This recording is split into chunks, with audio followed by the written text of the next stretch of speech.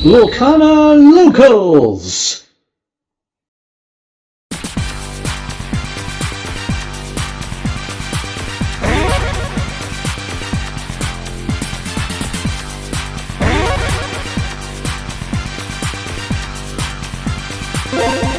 Marvelous!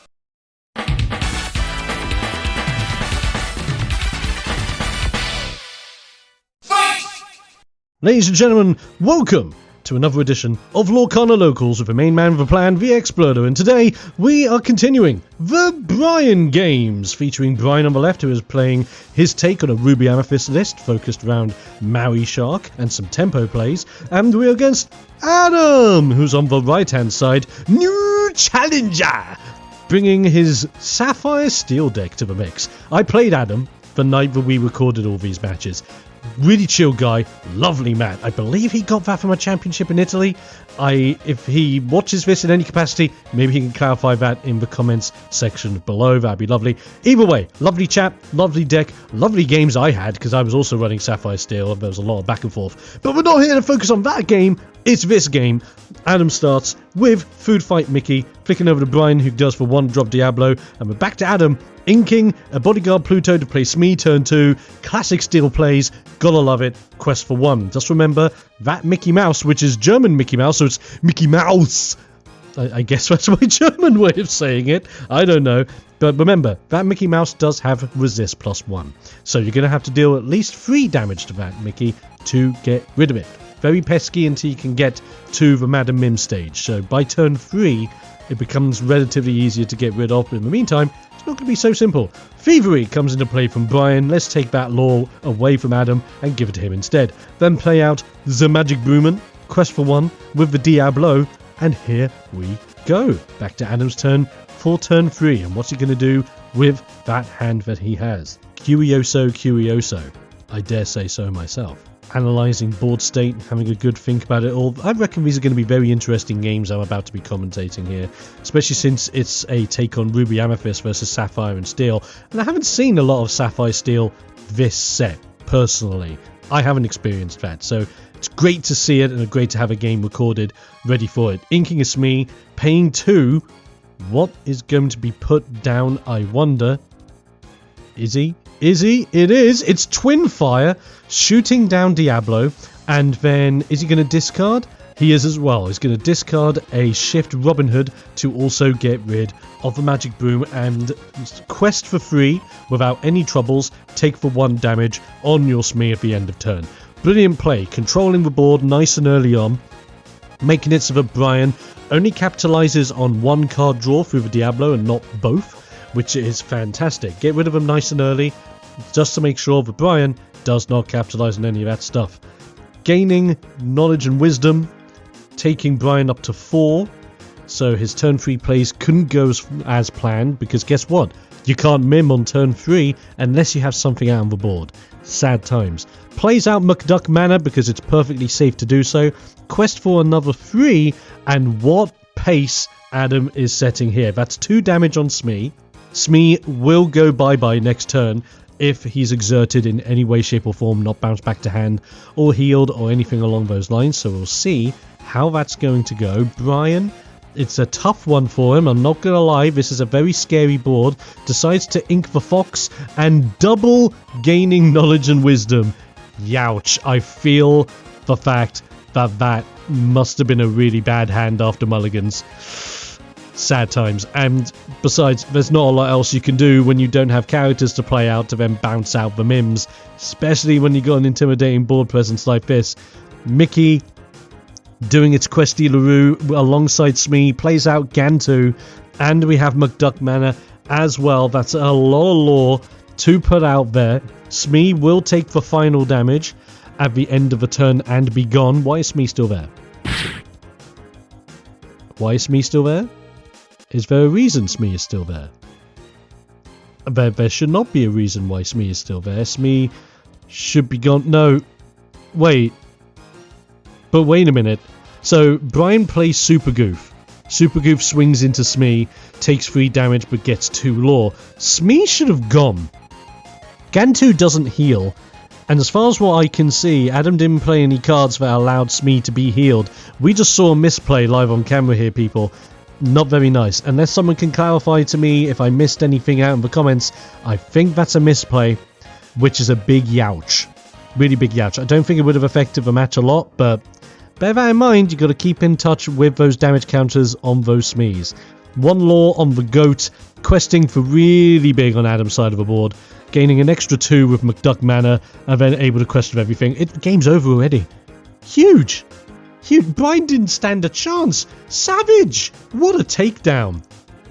Can't believe it, but maybe I could believe it for game 2. I'll see you over there. Okay, here we go. Game 2. Brian versus Adam. Sapphire and Steel 1-up on Ruby Amethyst. That just looked like a really bad time for Brian last game. Maybe this time it will be better. Starts off with a Chernobog followers, whilst we flick on over to Adam, who's just going to simply ink the turn and pass. Very fair, very easy. Very nice shuffling of the hand there. Beautiful. Very intimidating as well. Ooh, the pressure. I can feel it. Brian, his side of the board. He does have board presence. He does have the board control capabilities there. What is he going to do in preparation for the next one? Puts down the Amethyst Chromacon for ink. He's going to quest with Chernobog followers, get the 1. Is he going to go for card draw? No, he's going to go straight for snake. Absolutely fine. Get a big snake out, set an intimidating presence. Absolutely fine by me. You've got 1 law, that's better than out. Set that pace. Put up the threats that Adam has to deal with. There's Calhoun. Calhoun, the scary woman that she is, the 3-2 resist 1 with the ability to gain 1 law whenever this character banishes another character via a challenge. There's a reason why this Calhoun is so good, ladies and gentlemen. This Calhoun is fantastic, and a stat block like a 3-2 is nothing to shake a stick at. That is a beautiful card. Which means, even then, Adam can even swing Calhoun into Snake, take the trade, and still get a law, 2 law from it. Which is fantastic. So Brian, he's going to swarm the board. He's going to bring out Snake, Cusco, and Chernobog followers. Snake was fair last turn. Quest for 1 with Snake. Is that going to be a smart move when Calhoun can swing against Snake, get 2 law?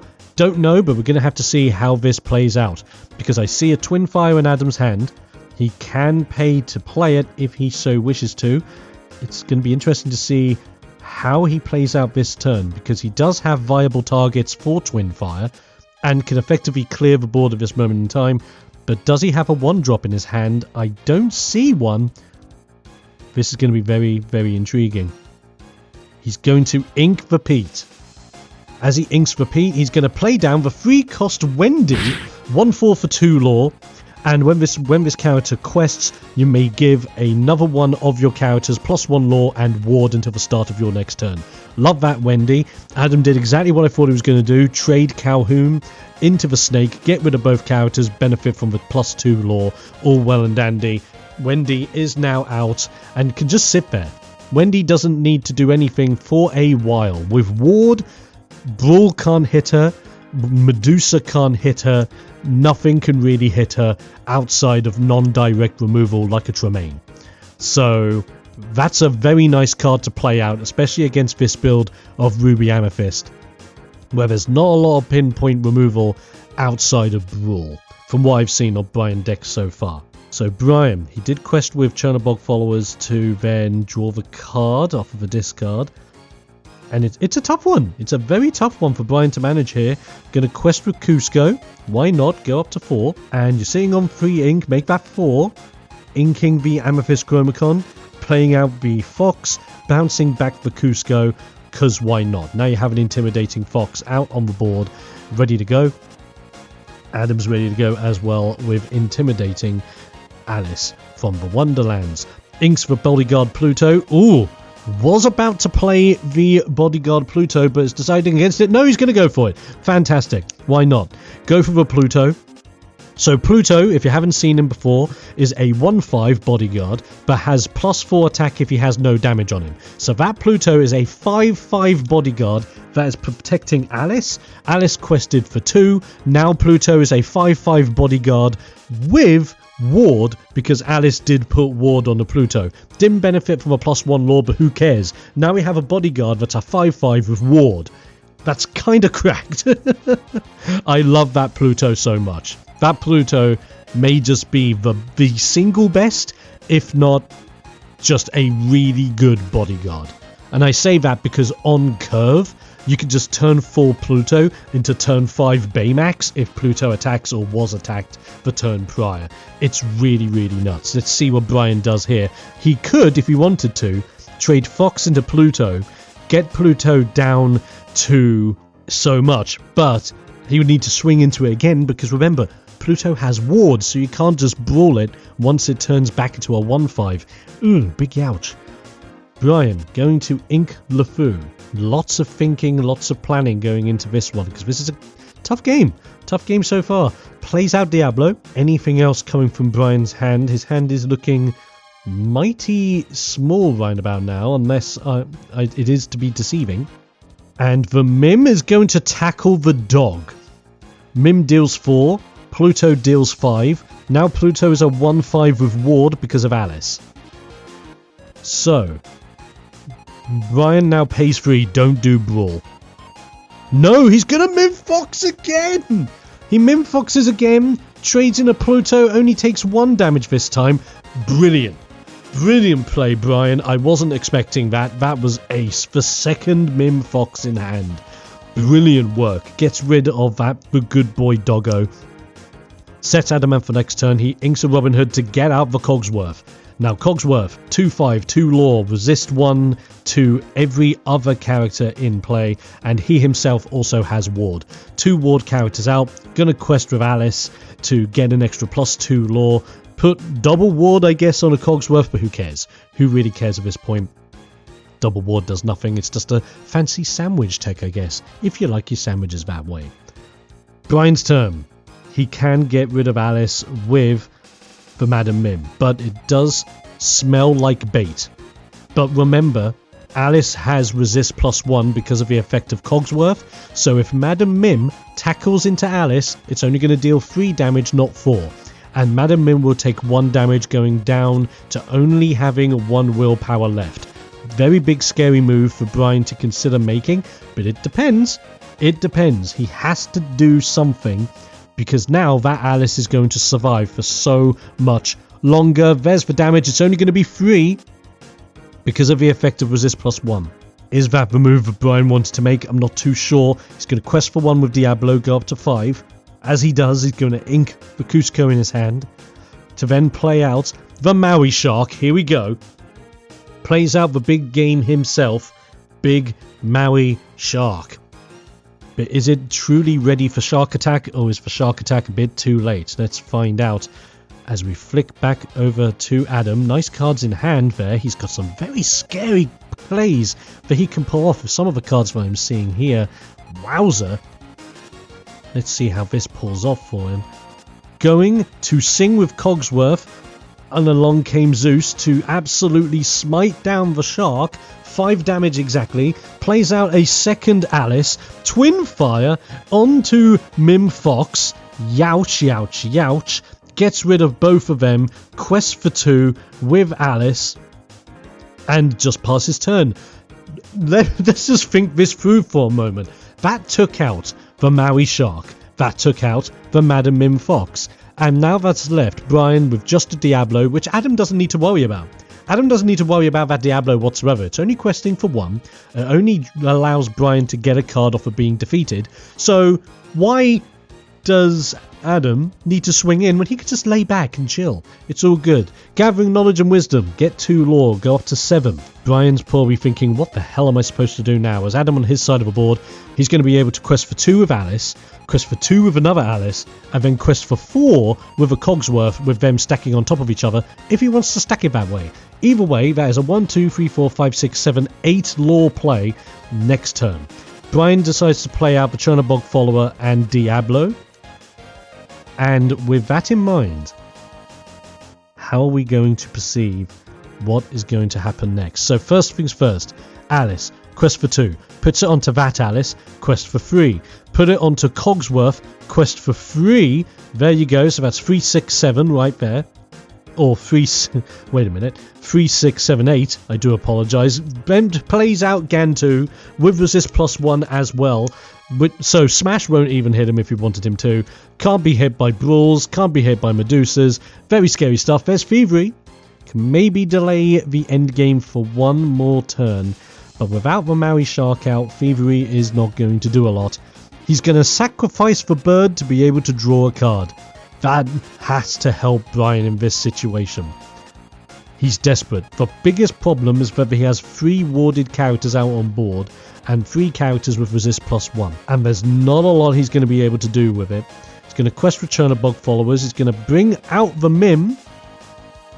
Mim is a 4/3. The only target Mim will be able to take out is the currently damaged Alice, which is what he does. Swings into her, gets rid of her. So at least it delays things for that little while longer, but it might be too little, too late. Adam's turn. Readies absolutely everything. I did see the Baymax. Quest for 4, 5, 6, 7, 8. It would be 9 when added onto another character. Has Baymax and Wendy in hand.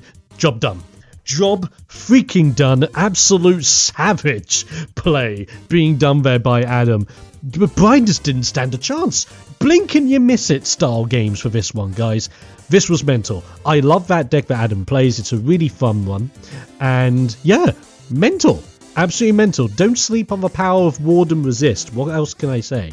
It's absolutely crazy. Thank you to Adam and Brian for participating in the games and being happy for me to record and obviously commentate over the matches. Shout out to Geek Retreat and Magic Madhouse supplying us with all our TCG fun times. Be sure to support your locals, ladies and gentlemen. Ladies and gentlemen, when I come back with some more fun times, there's one more Brian game and it's a special one-off game featuring Brian's wife, which you do not want to miss out on. It's Husbando versus Waifu. And that will be coming up the next time. Until then, ladies and gentlemen, stay safe, stay awesome, most importantly, stay explosive. I'll be seeing you next time.